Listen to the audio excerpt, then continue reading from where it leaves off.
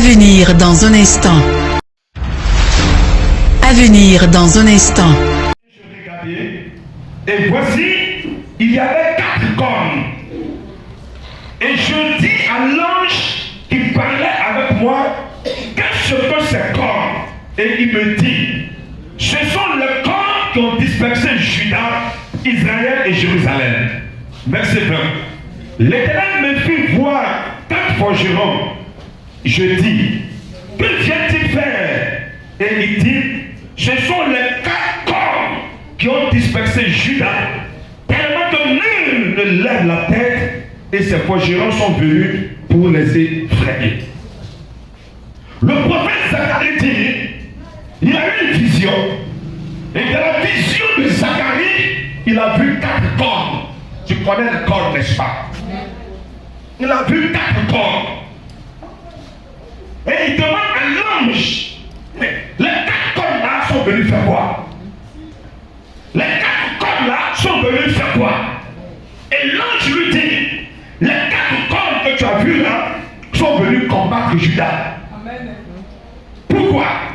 Parce que Juda est un homme de destinée. Amen.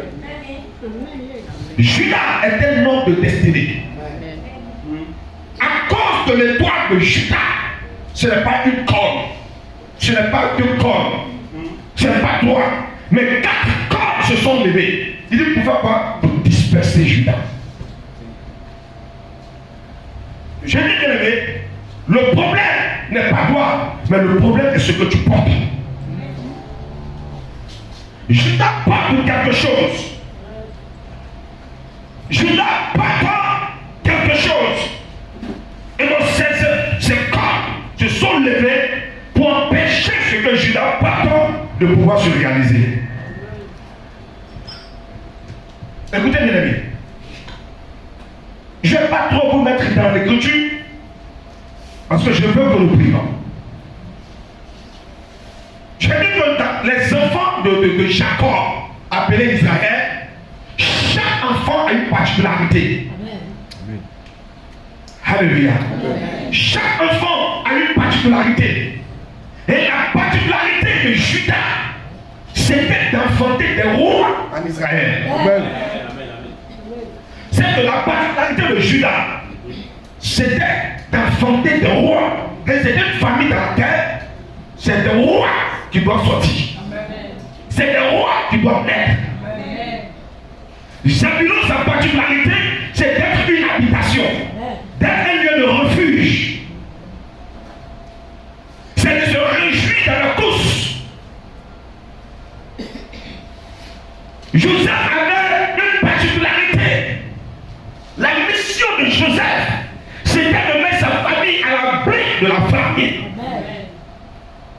Il accomplit son devoir. Il accomplit sa destinée. Mais bien aimé, la Bible déclare que, à un moment donné, Judas va se mettre dans une mauvaise alliance. Et quand il se met dans une mauvaise alliance, il croise une femme. Et avec la femme, il aura 3 enfants. Il aura 3 enfants. Il prend une femme étrangère, il donne à son premier fils. Vous pouvez trouver ça dans Genèse, au chapitre 38. Son premier fils va avec cette dernière, il meurt sans voir de progéniture. Quand Judas a vu ça, il dit à son deuxième fils, prends la veuve de ton frère et puis tu vas vous susciter une descendance.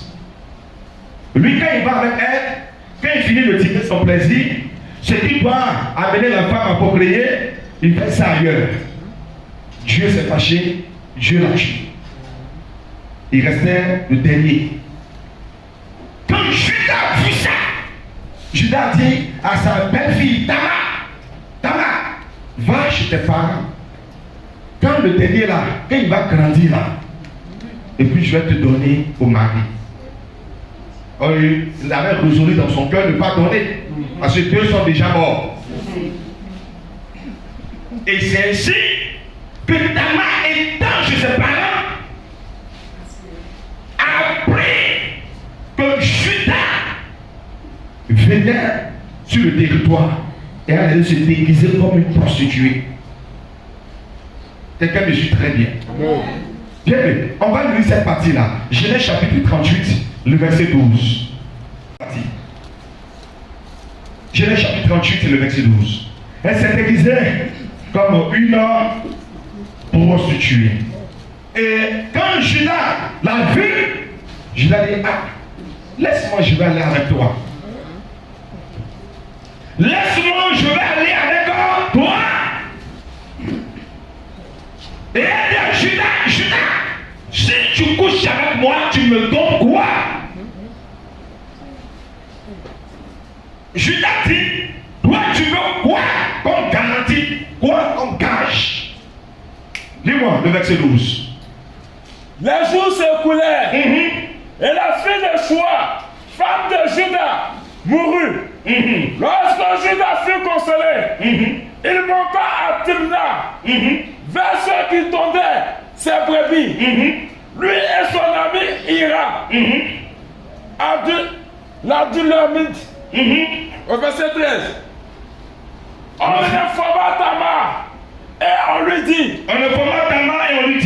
ton beau-père qui monte à Timna pour tondre ses brebis. Alors elle ôta ses habits. De veuve. Elle se couvrit d'un voile et s'enveloppa. Et elle s'assit à l'entrée d'Énaïm sur le chemin de Timna.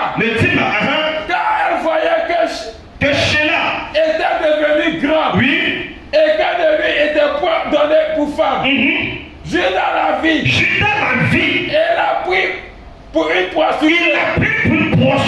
Parce qu'elle avait couvert son visage. Il aborda sur le chemin. Et dit, laisse-moi aller vers toi. Car il ne connut pas que c'était sa belle-fille. Elle dit, que me donneras-tu pour venir vers moi? Qu'est-ce que tu me prends pour coucher avec moi? Il répondit, je t'enverrai un chevreau. De mon troupeau. Elle dit, me donneras-tu un gage jusqu'à ce que tu l'envoies? Verset 18. Il répondit, quel gage te donnerai-je? Elle dit, ton cachet, ton cordon, et le bâton que tu as. Et donne-moi le bâton que tu amènes. Amen. Alléluia. Donc, Tamar dit à Judas, son beau-père, elle s'est déguisée comme une prostituée. Pour aller avec moi, tu dois me donner ton cachet. Le cachet à l'époque, ce n'est pas ce que nous avons, c'était l'anneau royal. L'anneau royal, une bague, c'était ça le roi, comme cela, c'était son cachet. C'était ce que le roi avait enlevé de sa main pour donner même à Aman. Pour dire Aman, va, tout ce que tu vas signer, c'est à mon nom. Alléluia. Donc, elle lui demande non seulement le cachet, c'est que l'anneau royal, le cordon et le bâton. Or, quand tu lis la Bible déclare que le bâton ne se loignera pas de Judas. Alléluia. Le bâton, le cachet et le cordon sont trois symboles de la royauté. Trois symboles de la royauté. Mais pour un plaisir de quelques minutes, Judas vient se détacher de son étoile. Judas vient de se détacher de son étoile. On a Bible est clair que le cercle royal, le bâton royal ne doit pas se loigner de Judas. Bien aimé, faites beaucoup attention. Non, le monsieur là me donne l'argent, il me fait ceci, mais il te donne l'argent, tu sais ce qu'il prend dans ta vie. Tu sais ce qu'il prend dans ta vie. Il n'avait rien, il n'était rien.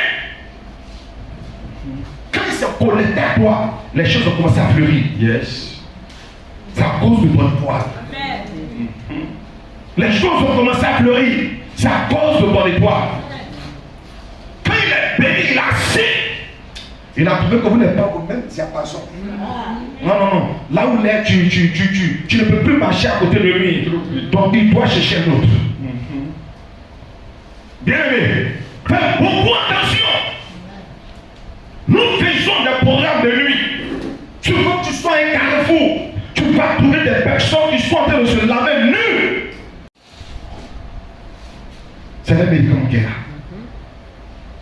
Judas pour un plaisir. Judas vient de se séparer, vient de se détacher de ce qui fait son étoile. Je dis bien aimé, ton étoile contient les données prophétiques de ta vie. Et dans la vie de Judas, Dieu lui a confié ça. Dieu lui a confié le bâton. Dieu lui a confié le bâton. Et Dieu lui a confié le cachet. Alors, quand il a fini, il est parti. Quelque temps après, il envoie son ami dans le même village pour dire va le chevreau. Et son ami arrive, il se renseigne, il dit où est la prostituée qui est ici? On dit chez nous ici, il n'y a jamais eu de prostituée. Aïe, c'est une atoto ou bien c'est quoi? Moi, yo. Quelqu'un me dit yo. Yo. J'ai dit, je n'ai pas toutes les langues. Bien aimé. Alors, à un moment donné, il dit à son ami, on va pas laisser tomber cette affaire-là. Il ne faut pas attirer trop les yeux sur nous. Et il apprend après que sa belle-fille est enceinte. Judas, cette même femme-là, dont premier fils est parti, elle n'a pas pris de grossesse. Premier fils est parti, elle n'a pas pris de grossesse. Mais quand toi, Judas, tu vas s'accorder. Elle est tombée enceinte. Mais un homme de destinée ne fait pas ce que les autres font. Ce qu'ils font, et puis il n'y a pas de problème. Toi, tu fais, ça devient un problème. Faut pas faire ça. Faut pas faire ça. Le gars il est là, c'est un voyou en Russie. Il a sauté le Aïcha, le Adjoa, d'Amina, de ceci, de cela, ça n'a pas pris. Mais quand on a le gars, tu rentres là-bas, bon, ça volait. Le pécat t'a fait quoi, Bishop?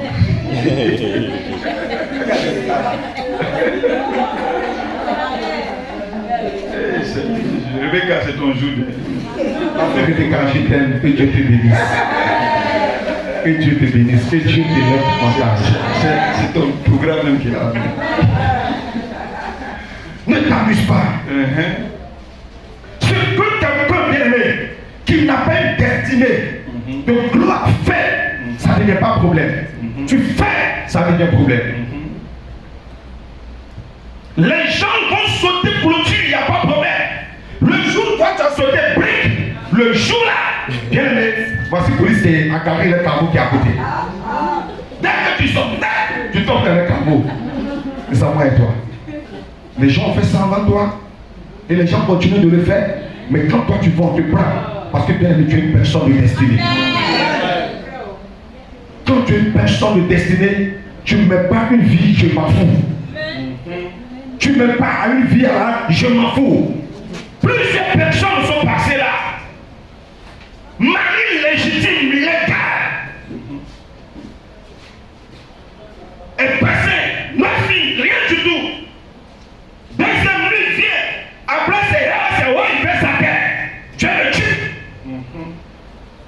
Mais Judas, toi, parce que ce n'est pas ton fils qui a le bâton royal. Ce n'est pas sur ton fils que la révélation se trouve. C'est sur toi, Judas, que se trouve la révélation. Toi, tu entres là-bas, c'est collé.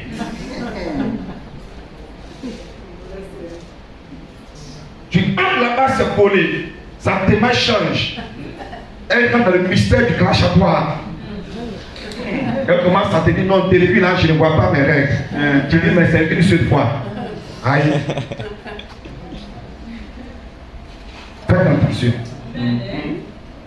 La vie, vous savez, les gens ont des stratégies pour voler des étoiles. Et le sexe est l'une des clés maîtresses pour voler ton étoile. Dis ça encore. Pour voler ton étoile. Regardez bien, la Bible déclare que tout un péché quelconque qu'un homme commet, et ce péché est hors de son corps. Vous comprenez? Mais il dit celui qui se livre au péché de l'impudicité, il pêche contre son propre corps. Et quand tu te lis à une prostituée, tu vois, tu deviens même corps avec elle. Tu couches à un mystique, tu deviens un mystique. Tu couches à un sorcier, tu deviens un sorcier. Il t'a transmis son ADN. Il est dans Range Rover, il est dans Range Rover, il est dans Range Rover, tu sais où il dort? Il y a toujours chapeau sur sa tête du 1er au 31. Au milieu de la tête, là, tu sais ce qui est là-bas?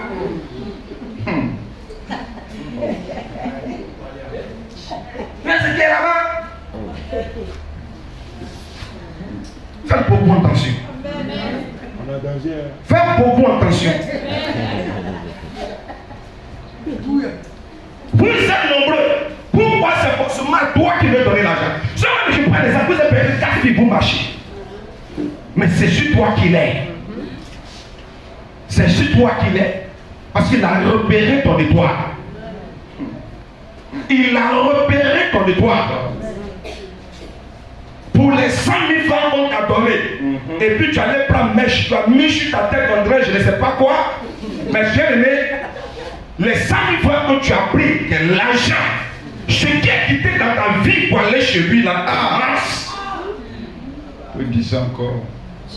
Judas est entré là-bas.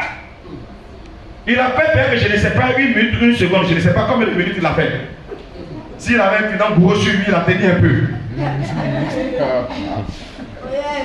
Mais le malheur, c'est que son bateau est resté là-bas. Yes. Le malheur, son cachet est resté là-bas. Le malheur, son bateau est resté là-bas. Et encore le malheur, elle a pris une grossesse. Et elle a pris une grossesse, elle ne fait pas un enfant, mais elle fait jumeau. Il était fort. Vous savez, Il a fait jumeau. elle a fait jumeau. Faites beaucoup attention. Faites beaucoup attention. Ça, c'est l'étoile de Judas. Quand Tamar a eu son enfant, quelqu'un me dit rapidement Deutéronome 23, verset 2. Deutéronome chapitre 23, verset 2. Bien aimé, faites beaucoup attention. Soyez vigilants. Deutéronome chapitre 23, verset 2. Deutéronome 23. Deutéronome chapitre 23, le verset 2. Oui, Je lis la parole du Seigneur. allons-y. Celui qui est issu d'une union illicite n'entrera point dans l'assemblée de l'Éternel. Amen. Pendant, allons-y. Même sa dixième génération Même sa 10e génération n'entrera point dans l'assemblée de l'Éternel. Alléluia. Donc celui qui est issu d'une relation illicite. Parce que là, Judas vient de coucher avec sa belle-fille. C'est l'inceste. Et Dieu dit, tous ceux qui sont issus, sortis d'une telle lignée ne peuvent pas accéder à la royauté. Même la 10e génération ne peut pas accéder à la royauté. Yes. Donc, Judas vient de condamner sa famille sur 10 générations. C'est ce qui est. Vous avez une génération fait même combien d'années?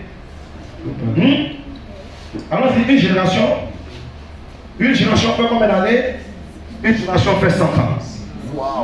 Donc 10 générations fait 1000 ans.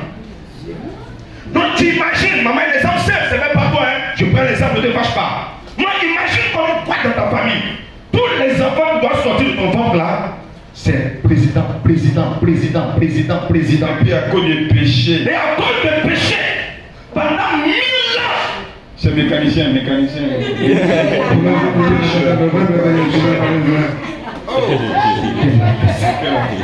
à cause de cours de combien de minutes?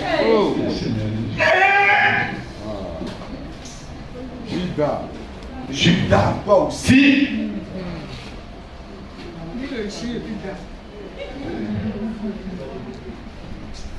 Toi aussi. Vous avez les plaisirs bizarres. ton corps là, ça te fatigue.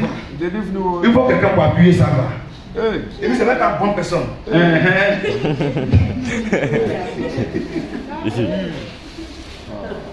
Et je suis à la maison. Donc, cause.